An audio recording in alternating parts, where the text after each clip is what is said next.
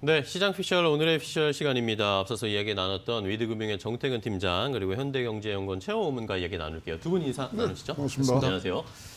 자, 오늘은 이제 20일을 앞둔 미국 대선과 관련해서 우리가 미리 한번 전략을 세워보도록 하겠습니다. 20일 정도 남았기 때문에 뭐 결과는 어떻게 될지 아직 뭐 확신할 수 없는 상황이기 때문에 상황별로 우리가 어떤 대비를 해야 할지 체크를 해보도록 할 텐데요. 오늘 먼저 최영호 고문과 좀 이야기 나눠볼게요. 자, 일단은 대선 뭐 여론조사 상으로는 뭐 바이든이 앞선다 이런 이야기가 나오고 있는데 실제 이제 뭐 우리 고모님의 휴민트라든지 이렇게 좀 미국 상황을 좀 알아볼 수 있을까요?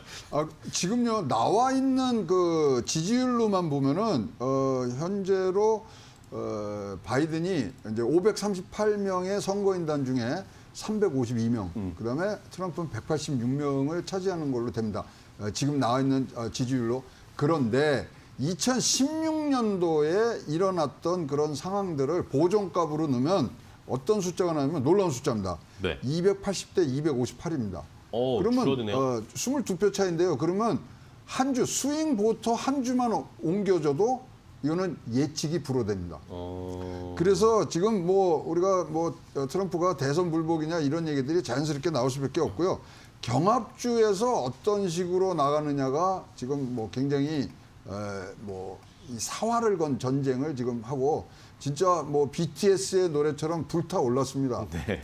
그래서 지금 현재 많은 분들이 이제 뭐 20일밖에 안 남았으니까 이 관련돼서 어떠한 주식에 대한 선제적인 그런 조치를 해야 되느냐, 저는 그냥 보수적으로 방어적인 포트폴리오를 짜셔야 됩니다. 어떤 일이 벌어질지 모르고요. 그리고 만약에 바이든이 진짜 압승을 하지 않는 한 트럼프의 대선 결과 불복은 뭐 그건 완전히 뭐 100% 지금 가능성으로 갈 수밖에 없기 때문에, 그렇다면 1월 6일까지 이것은 계속 지속될 수밖에 없기 때문에 지금 관련주들의 변동성이 굉장히 뭐 많은 그런 것들을 감안하시면 현재는 방어적 포트폴리오 짜시는 것이 훨씬 더 대선 관련해서는 유리하시지 않느냐 이렇게 보여집니다. 네.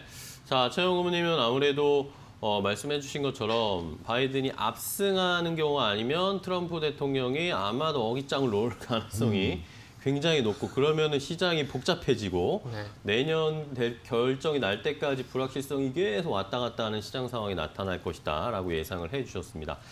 자, 그러면 정태근 팀장과 또 이야기를 나눠볼 텐데, 그러면 우리가 또 시나리오별로 어쨌든 좀 대응을 해야 되겠잖아요. 네네. 그러니까 이게 지금 어느 쪽으로 될지가 결론적으로 중요한데, 일단은 뭐 트럼프가 되게 된다라면은 지금 하고 있는 정책 유지가 되고 있고, 아까 고문님도 말씀하셨지만은, 그러니까 이미 트럼프가 대통령이 되면 어떻게 될지에 대한 부분들은 지금까지 이미 봐왔습니다. 그래서 그 큰 틀에서 제가 볼 때 바뀌지는 않을 것 같아요. 계속 보호무역주의 계속 갈 거고, 오바마케어 폐지하는 쪽으로 계속 얘기가 나올 거고, 그렇게 본다라면은 아무래도 이제 자국 우선주의 쪽으로 가게 되면서 자국의 어떤 다국적 기업들 중심으로 해서 뭐 계속해서 강세를 볼 수밖에 없다는 부분들 좀 봐야 될 것 같고요. 그리고 이제 뭐 한 가지 차이점이 있다라면 기후 협약 폐지 이런 부분들인데, 그런 부분들에서는 뭐 트럼프 같은 경우에는 아시다시피 지금 바이든과 좀 반대적으로 어떤 정치적으로 가고 있는 상황이기 때문에 아마 만약에 트럼프가 되게 된다라면 또 피해보는 업종은 아마 또 그린뉴딜 쪽이 되지 않을까? 뭐 그런 생각이 좀 들어요. 그래서 일단은 트럼프가 됐을 경우에는 기존에 지금 시장이 형성되고 있던 다국적 기업들 중심으로 해서, 그러니까 테마 쪽보다는 어떤 다우지수 중심이었던 다국적 기업들 중심으로 해서 계속해서 유지해서 보는 게 맞을 것 같고요. 만약에 뭐 바이든이 되게 된다라면 또 반대가 될 수밖에 없죠. 오바마 케어에 대한 부활 얘기가 나올 거고, 그리고 그린뉴딜. 그 어제 같은 경우에도 뭐 탄소 배출권에 대한 얘기가 나오게 되면서 뭐 그쪽으로 갈 수밖에 없는데, 그러면 만약 바이든이 되게 된다라면은 어디를 참고해야 되냐면 유럽의 그 EU 배출가스 규제, 그쪽으로 좀 볼 수밖에 없을 것 같아요. 아시다시피 그 지금은 뭐 디젤이라든지 지수산화물 이런 부분들이 문제가 되기 때문에 디젤 쪽만 규제를 하고 있지만, 앞으로는 또 이산화탄소 쪽으로 규제를 갈 수밖에 없거든요. 그러면 계속해서 전기차라든지 친환경 쪽으로 갈 수밖에 없는데, 아마 바이든이 당선이 되게 된다라면은 서두에 말씀을 드린 대로 지금 유럽이 진행하고 있는 EU 배출가스 규제 그쪽으로 좀 형성이 되게 되면서 앞으로 뭐 수소라든지 태양광, 풍력 이런 부분이 어떤 테마 쪽의 탄력이 좀 지속이 될 가능성이 높다라고 좀 판단이 되고, 그리고 오바마 케어 이런 부분들 같은 경우 보게 된다라면은 헬스케어 관련주들, 그러니까 헬스케어 헬스케어 쪽이라고 하더라도 조금은 이제 바이오 시밀러 쪽으로 그쪽 좀 시장이 좀 열리지 않을까 좀 생각이 드는데 뭐 이미 그 지지율 같은 경우에는 고모님께서 말씀해 주셨지만은 저도 알고 있는 뭐 제 정보로는 일단은 영국의 황실이라든지 그리고 CNN, 워싱턴 포스트 이쪽에서 조사한 바로는 바이든이 거의 압승이에요.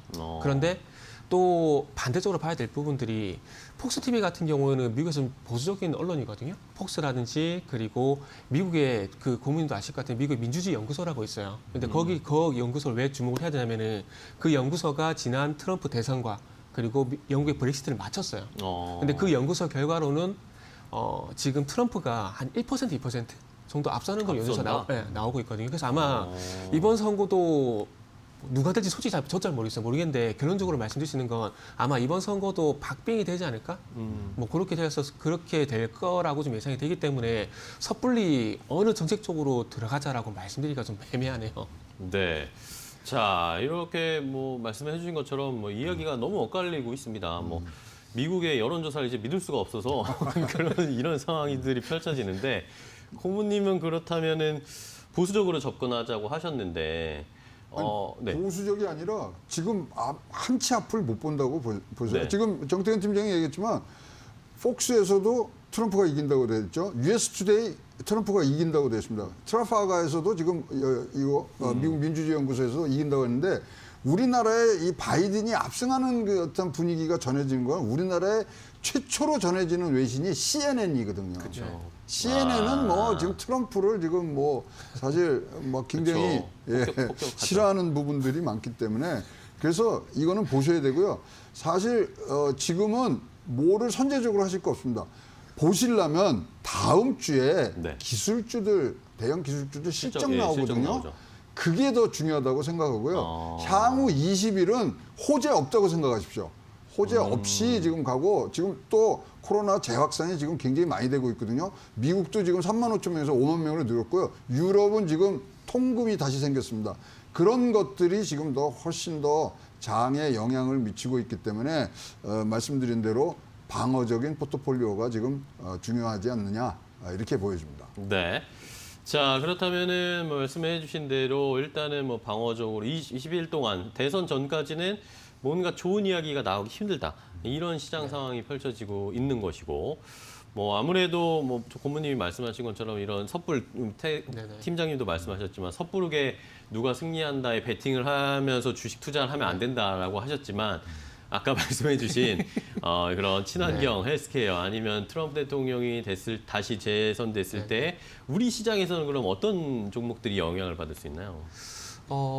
일단 뭐 바이든 같은 경우는 이미 그린 뉴딜 말씀드렸기 때문에 우리가 또 그린 뉴딜 하고 있잖아요. 그쵸. 그렇게 본다면 뭐 수소라든지 태양광이라든지 풍력 쪽으로 갈 수밖에 없을 것 같아요. 왜냐하면 일단 어쨌든 유럽 쪽도 수소가 트렌드고 그리고 이후에 배출가스 규제 이런 부분들을 벤치마킹할 가능성이 높다라고 보게 된다면은 그린 뉴딜 좀 볼 수밖에 없는데 그리고 계속 수소 나올 수밖에 없는 부분들이 수소 같은 게 뽑아내는 방식, 수전해라는 방식이 있는데 이 수전의 방식이 어떤 그 방식이냐면은 기존의 어떤 태양광에너지, 풍력의 어떤 재생에너지를 이용을 해가지고 물을 분해해서 수소를 뽑아내는 방식이거든요. 근데 이게 다른 방식들에 비해서 환경오염이 되지 않는 방식이라고 합니다. 그러면은 재생에너지라든지 친환경 정책에 상당히 맞는 어떤 방식이거든요. 그래서 그런 부분들을 보게 된다라면은 뭐 수소라든지 그리고 풍력, 태양광, 뭐 바이든이 당선되게 되면은 좀 더 탄력을 뭐 거품 얘기가 나오더라도 갈 수밖에 없는 그런 환경이 만들어질 것 같아요.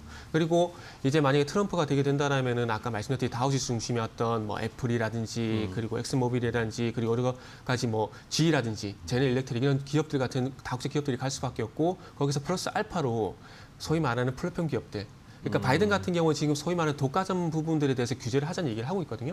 근데 반대로 트럼프 같은 경우는 그렇지 않단 말이죠. 그렇다면은 아무래도 지금 뭐 최근 얘기 나왔던 뭐 마그마라든지 이런 기업들은 IT 관련된 테크 기업들이 계속해서 갈 수밖에 없는 여건이라고 좀 봐야 될 것 같습니다. 그리고 우리가 골드만삭스라든지 뭐 JP모건 같이 굳이 퍼스트 무버가 되지 않아도 된다라고 생각을 하고 있습니다.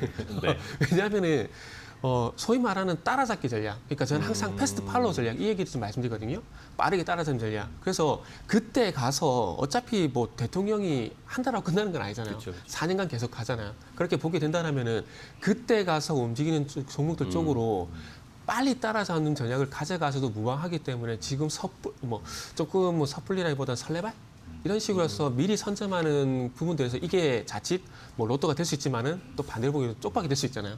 그래서 그런 극단적인 선택을 하시기보다는 네. 나중에 어쨌든 뭐 리스크가 있는 투자 영역이기 때문에 조금 안전하게 가져가는 측면에서 패스트 팔로우 전략을 좀 가져가게 되면서 대선 이후에 저도 고문님과 똑같이 대선 이후에 따라잡자 이런 말씀 좀 드리고 확인하고. 싶네요. 네네. 근데 누가 되더라도 경기 부양책 나올 거거든요. 그렇죠. 거대하고. 그다음에 미국 전통적으로 대통령 선거인 다음에는요. 수익률이 7%예요.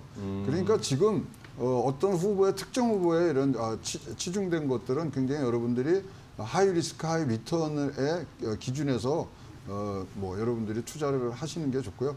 일단은 증시는 우상향할 수밖에 없는 상황이라고 보여집니다. 네. 자, 오늘 두 분과 이야기 나눠봤습니다. 일단은 미국 대선 뭐 결과 누가 되느냐가 중요한 게 아니라 뭐 그 다음에 확인하고 나서 우리가 어떤 그렇죠. 전략을 세우고 어떻게 따라갈지가 더 중요하다라고 오늘 결론이 나온 것 같습니다. 자, 오늘 위드금융 정태근 팀장 그리고 현대경제연구원 최영고문 두 분과 미국 대선과 관련된 이야기 투자 전략 세워봤습니다. 말씀 감사하고 다음 주에 또 뵙도록 하겠습니다. 고맙습니다.